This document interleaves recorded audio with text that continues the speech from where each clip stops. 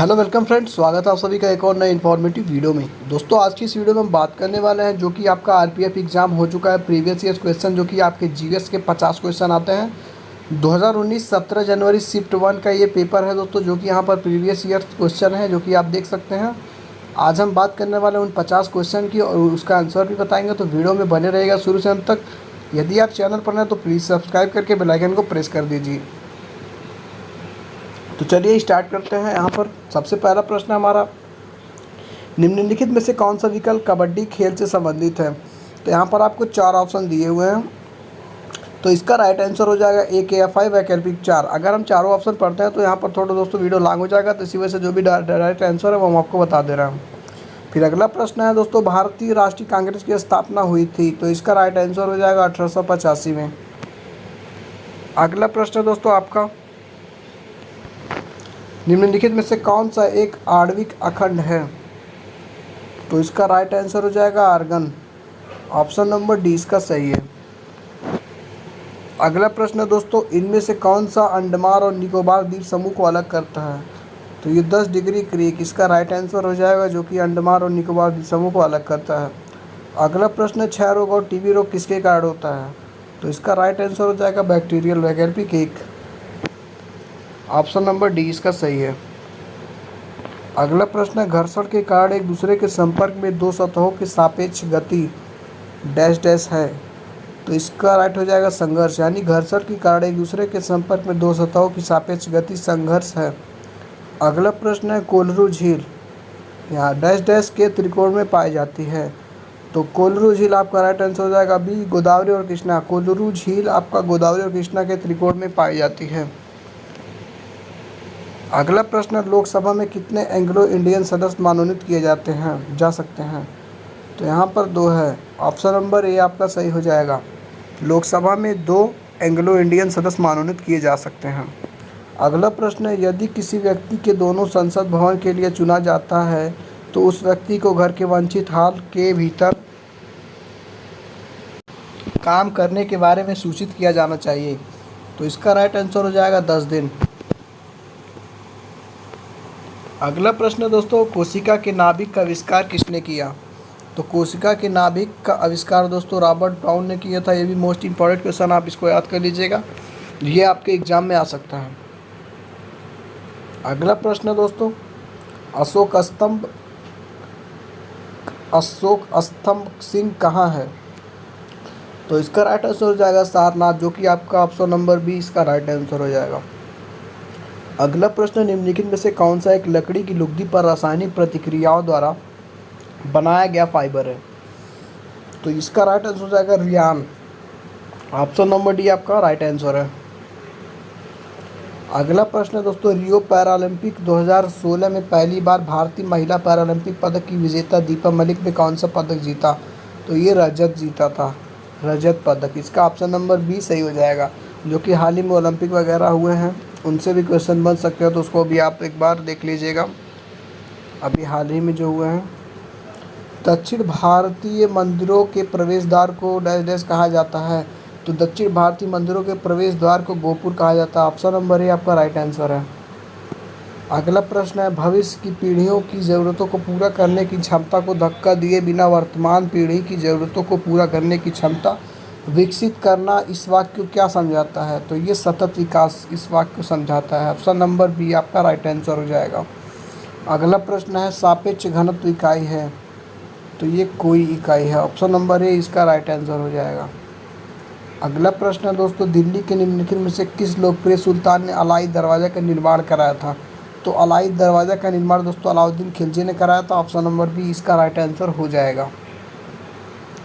अगला प्रश्न है दोस्तों आपका कि बर्फ़ का नमक डैश डैश होता है। तो ये 273.15 के होता है। अगला प्रश्न है दोस्तों, निम्नलिखित में से कौन सा दुनिया का सबसे बड़ा झरना है।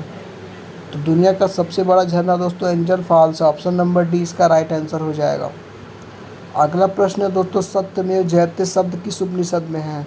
तो ये आपका मुंडोक उपनिषद से लिया गया। ये भी मोस्ट इंपॉर्टेंट क्वेश्चन है, तो ऐसे एग्जाम में क्वेश्चन आते रहते हैं, इसको भी एक बार आप देख लीजिएगा। अगला प्रश्न है, ओलंपिक पदक विजेता सुशील कुमार किस खेल से जुड़े हैं। तो ये कुश्ती से जुड़े थे। अभी हाल ही में जो हुए हैं उनसे भी क्वेश्चन पूछे जा सकते हैं कि किस खेल के मतलब किस खेल से संबंधित है, तो आप एक बार उनको ज़रूर लिख लीजिएगा। अगला प्रश्न, नर्मदा नदी किस स्थान से निकलती है, तो इसका राइट आंसर हो जाएगा अमरकंटक से, ऑप्शन नंबर ए। अगला प्रश्न, निम्नलिखित में से कौन सा शहर लोहे और इस्पात की दुनिया की राजधानी के रूप में जाना जाता है, तो इसका राइट आंसर हो जाएगा ए, पीटर्सबर्ग। अगला प्रश्न है, भारत में किस नदी पर सबसे ऊंचा झरना पाया जाता है, तो ये सरस्वती नदी पर सबसे ऊंचा झरना पाया जाता है, ऑप्शन नंबर डी इसका राइट आंसर हो जाएगा। अगला प्रश्न है, मौलिक अधिकारों में समानता का अधिकार क्या है, तो इसका राइट आंसर हो जाएगा कानून के समक्ष सभी लोग समान है, ऑप्शन नंबर 20 का राइट आंसर हो जाएगा। अगला प्रश्न है, महाबलीपुरम में प्रसिद्ध समुद्र तट का निर्माण किसने किया था, तो इसका राइट आंसर हो जाएगा नरसिंह वर्मन द्वितीय, इसका right answer option number D. अगला प्रश्न है, डैश डैश को धार्मिक स्वतंत्रता दी गई है, तो सभी भारतीय नागरिक को धार्मिक स्वतंत्रता दी गई है, ऑप्शन नंबर सी इसका राइट आंसर हो जाएगा। अगला प्रश्न है, लाल मिट्टी का लाल रंग डैश डैश के कारण होता है, तो ये फेरिक ऑक्साइड के कारण होता है, ऑप्शन नंबर ए आपका राइट आंसर हो जाएगा। अगला प्रश्न है, पहली सार्वभौमिक परिषद कब भरी गई थी, तो 1893 को पहली सार्वभौमिक परिषद भरी गई थी, इसका राइट आंसर डी हो जाएगा।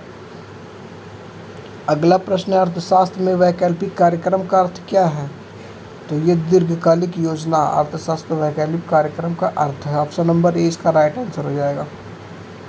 अगला प्रश्न है, नर्तकी की कांस्य प्रतिमा किस मीनार में पाई जाती है, तो ये मोहनजोदड़ो में पाई जाती है, ऑप्शन नंबर डी इसका राइट आंसर हो जाएगा।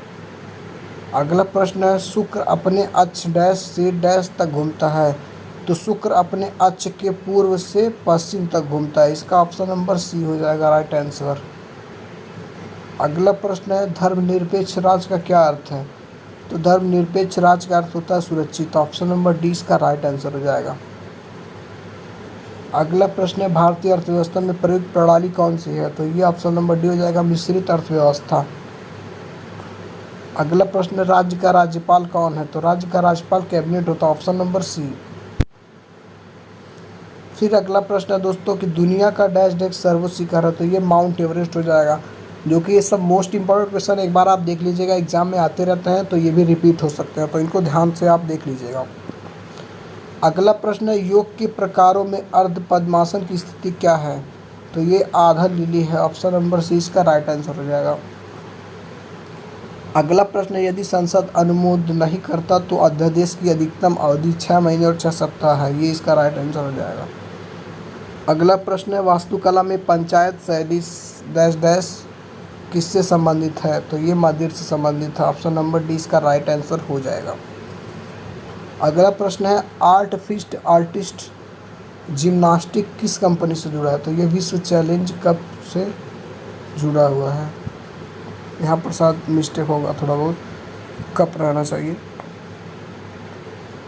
अगला प्रश्न, राज्य परिषद डैश डैश भी कहा जाता है, तो ये राज्यों की परिषद कहा जाता है। अगला प्रश्न है, एक मुद्रा की तुलना में मूल्य को डैश डैश कहा जाता है, तो एक मुद्रा की तुलना में मूल्य को विदेशी मुद्रा विनिमय दर कहते हैं, ये कहा जाता है। अगला प्रश्न है दोस्तों आपका कि राइडर शब्द किस खेल से जुड़ा हुआ है, तो राइडर शब्द आपका कबड्डी से जुड़ा हुआ है। ऐसे कोई भी और पूछे जा सकते हैं शब्द कि जो क्रिकेट से जुड़ा रहेगा, जो जिम्नास्टिक से रहेगा, कोई टेनिस से रहेगा, कोई बैडमिंटन से रहेगा, तो जितने भी खेल से संबंधित आते हैं ऐसे भी क्वेश्चन आप एक बार रिवीजन और पढ़ याद कर लीजिएगा, जो कि आपके क्वेश्चन में इस तरीके के क्वेश्चन बन सकते हैं। अगला प्रश्न है दोस्तों, खजुराहो में कंदरिया महादेव मंदिर भगवान डैश डैश को समर्पित है, तो ये भगवान शंकर को समर्पित है। अगला प्रश्न है 50वां, जो कि वित्तीय सहायता डैश डैश द्वारा नियंत्रित की जाती है, तो ये रिजर्व बैंक द्वारा नियंत्रित की जाती है। तो दोस्तों इस पीडीएफ में जो कि आपके क्वेश्चन पेपर था 2019 का 17 जनवरी का शिफ्ट 1 का, तो इसमें लगभग 50 क्वेश्चन थे, हमने आपको उत्तर और प्रश्न सब दोनों सहित बता दिया है।